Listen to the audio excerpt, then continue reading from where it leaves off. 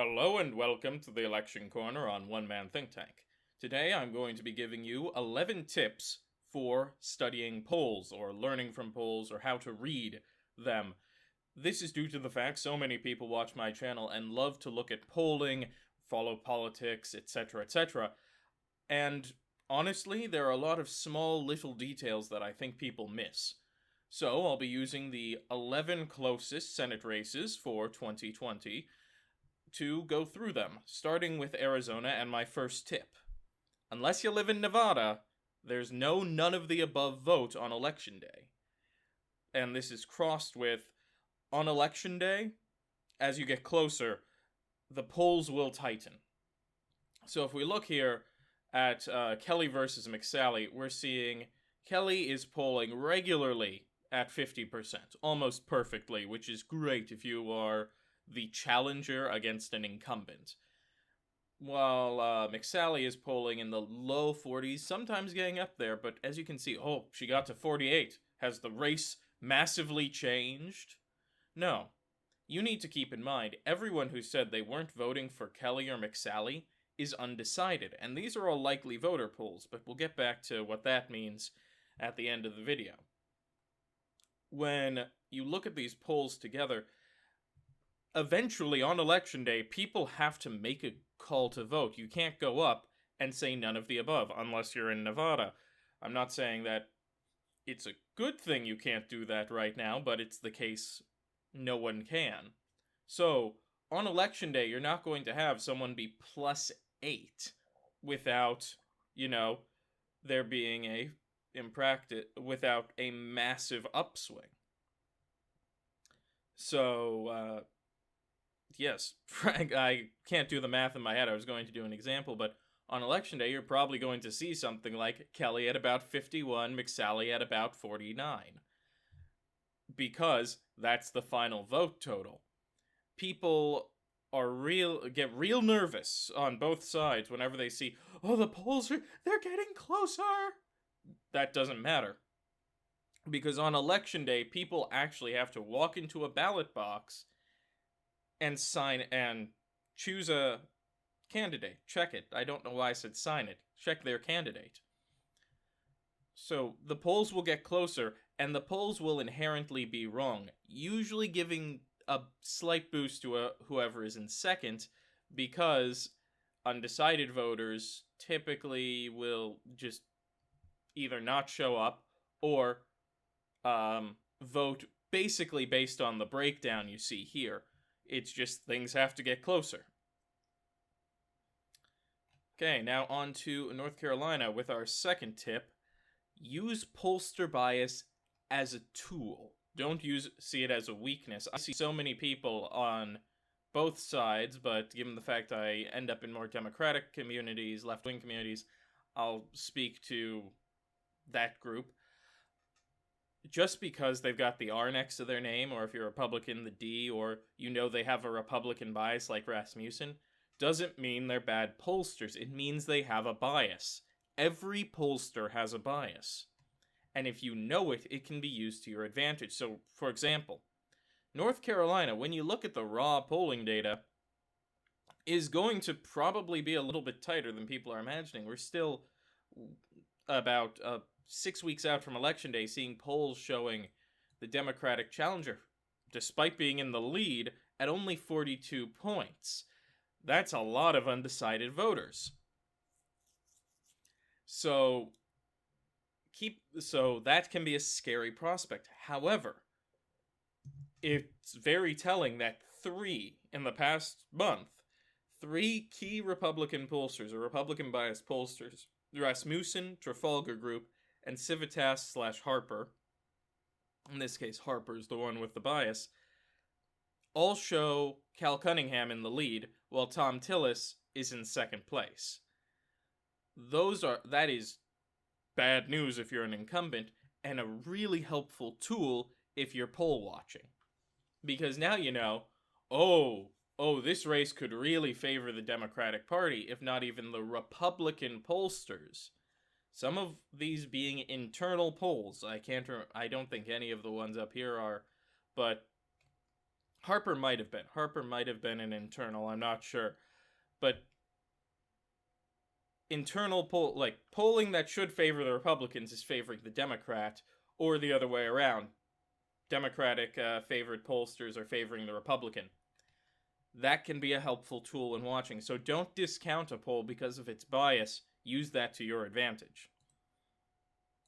In Michigan, we'll have the simple category of always account for the margin of error, whether a poll is in it or, more importantly, out of it.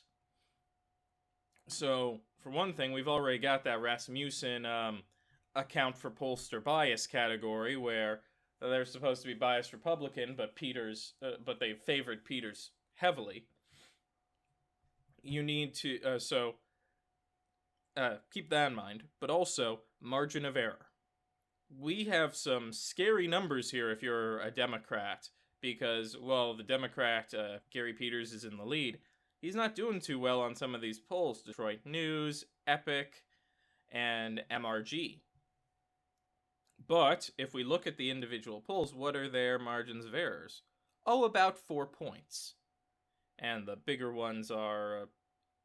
I don't know why Change Research doesn't have margin of error. That always confuses me.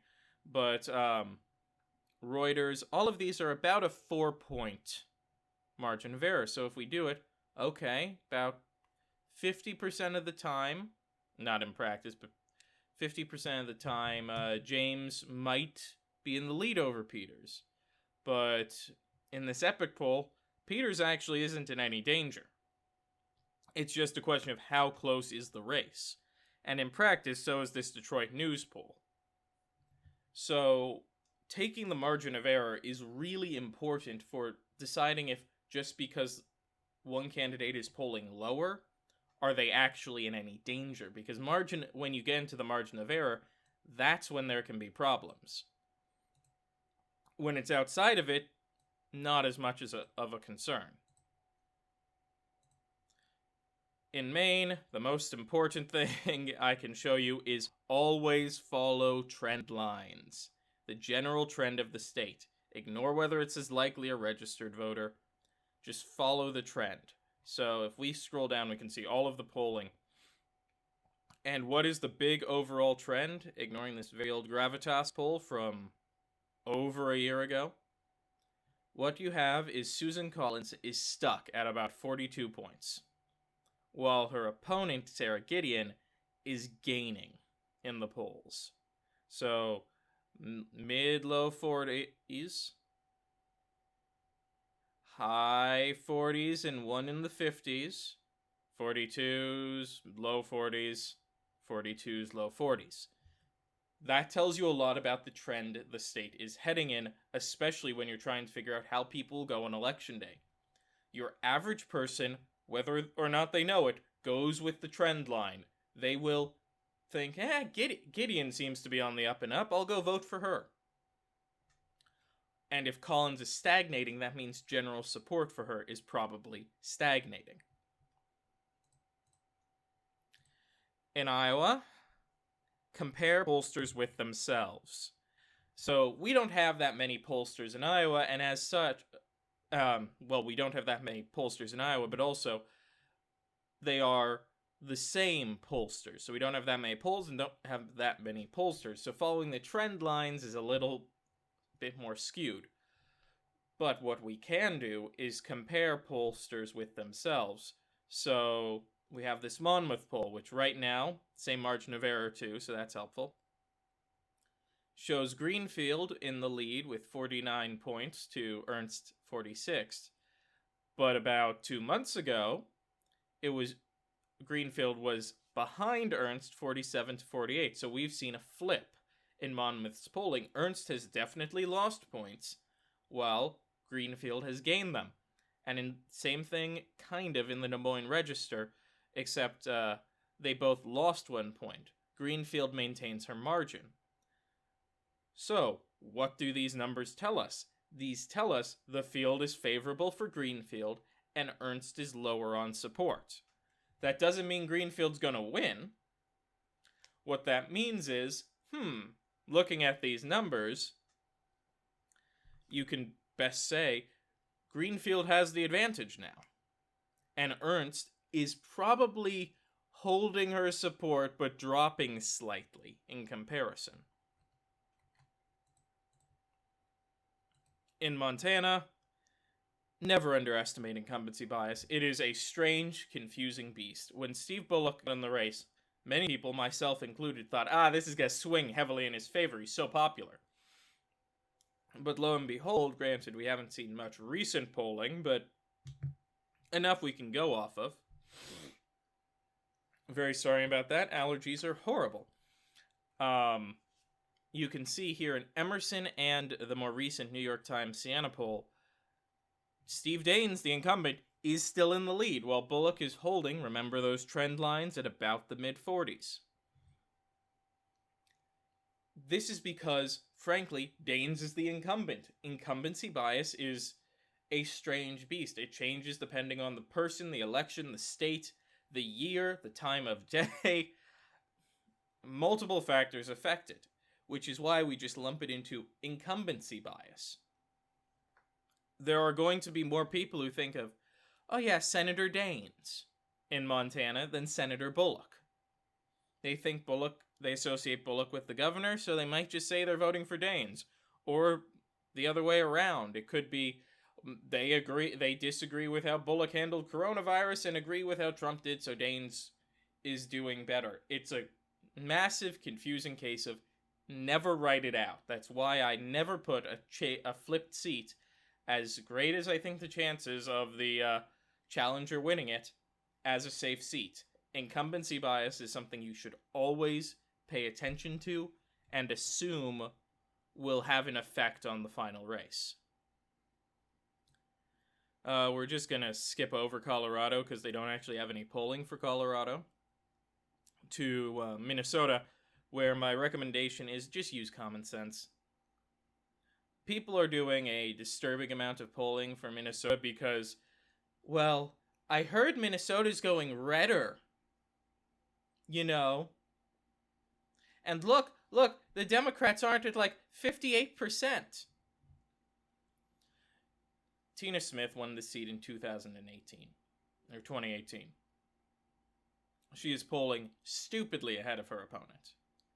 She has great favorables, and Minnesota has, if for a very long time, been a consistent blue statewide seat for all sorts of races. Does it really make sense to put Minnesota as anything but safe because the polls aren't showing her with a stupid advantage? In my opinion, no. So just use common sense when associating with various seats that, if people are doing the horse race thing, don't be afraid to go, it doesn't matter. The seat's safe. Okay, now to Georgia's 1st district, where rather than focusing on the actual race, I'm going to focus on 2 specific pollsters with the advice, just because a stopped clock is right doesn't mean they're a good pollster. So, Monmouth is one of the best pollsters out there, where the smallest rates of bias, really good at getting election, not margins of error, the difference between the lead and the secondary candidate, and usually can get the winner. OAN Gravitas is considered one of the worst polls that is excessively Republican biased. They have basically the same numbers, well, literally the same numbers, with almost the same margin of error. There is a solid reason to believe that this race will come out, as Monmouth predicts. If that happens, does that make OAN a good pollster? No.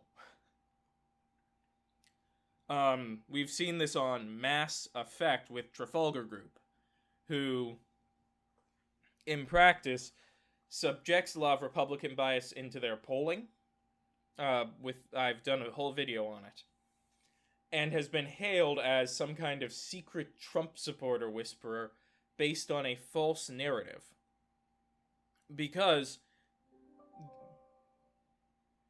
okay, apparently, someone's computer went off in the background. That's a fun little Easter egg. But,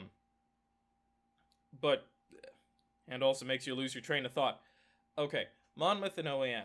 Just because a pollster is right on election day doesn't necessarily mean they're a good pollster. And we have this weird fallacy bias. This is true in everything. It's not just true in polling. People look for people who get it right 100% of the time, whether it's elections, sports, stocks, your job, doing tests. They want a person who's right 100% of the time and can predict it 100% of the time. So if someone walks up and does the snake oil thing of, well, I've got this magic potion that solves all your problems, people will be inclined to go, oh, give me the potion. Even if it's not, it doesn't work. In Alabama, phase out older polls. As you can see, there have been more polls for Alabama, by the way, but we have this Tuberville versus Jones poll. That's the only one on RealClearPolitics, is the only one people really seem to be paying attention to. And, well, Jones could still make it back. Tuberville's only at 50%. This poll was done in February, people. It was done in literally over half a year ago. You need to assume things change over time. You can't go by old data just because it's the only data you have. Make some assumptions, make some guesswork. If you're wrong, adjust for next time. But don't treat the polls as gospel, especially when they're older. In Georgia's 2nd district, it actually is a good lesson for races with more than 3 candidates. Always weight the top 2 or 3 candidates higher than the bottom candidates. This is always how it is. By election day, people figure out that there's someone who's ahead, who they're favoring. Always is. We saw it, a good example is 2016, where all of these people said they were voting Libertarian. At some points, you had 9% of people saying, oh, I'm going for Libertarians, 5 for the Greens. And on election day, the Greens got 1 point and the Libertarians got 3. Because people consolidated around the person they thought would win. Same thing will happen here, same thing will happen in a lot of polls. Or in a lot of multi-candidate races. Because people don't like losing, so they'll pick the guy who wins at the end of the day. Keep in mind all of the other things we talked about, but Tarver and Slowinski probably are going to drop a bit. Lieberman's going to drop a bit, and we're going to see probably Warnock rise, Lawfer rise, and Collins rise. And so just keep that in mind for election day. I accidentally clicked on Alabama again, whoops. And lastly, we have Texas, which has the last key point here. Know the difference between registered voters and likely voters, specifically in turnout. So remember how in point 1 I mentioned, unless you live in Nevada, there's none of the above vote. Likely voter versus registered voter, at the end of the day, the biggest difference is it tells you how people are going to break and whether or not they're going to show up. So in a registered voter poll, you can almost assume 1-to-1. What is going on with that computer? You can almost assume 1-to-1. There's going to be a breakdown of they might not show up. They'll probably just break along these lines. So you can kind of just assume that it's accurate as is. In the the distance between the leader and the follower. However, with likely voters, they are probably going to show up to the polls. So it's really important to see how they're breaking down and whether or not they're leaving a certain candidate for another one. This is where you take all those other things we talked about and bring them in to try and make your best guess at where they're going. And that's what you're doing, for the record. You're guessing. That's not a bad thing. We use the term predicting because it sounds more professional. But in practice, this is all guesswork. Nate Silver is guesswork. I am guesswork. Sabato is guesswork. Let's Talk Elections is guesswork. Everyone's guesswork. It's just a matter of if your guesswork is scientific enough, or you've taken in the right factors, that your guesswork is accurate enough to match to real life. So with that all being said, if you liked the video, please leave a like and a comment down below. I'm guessing this short video is like 20 minutes. So good on me there. So feel free to leave a comment about anything that I've talked about in this video. If you want to see more from this channel, click the subscribe button and the notification bell. Otherwise, if you want to see me outside of YouTube, I have a Twitter at OneManThinkTan1, the Roman numeral, linked down in the description below. Otherwise, as always, and most importantly, have a wonderful day.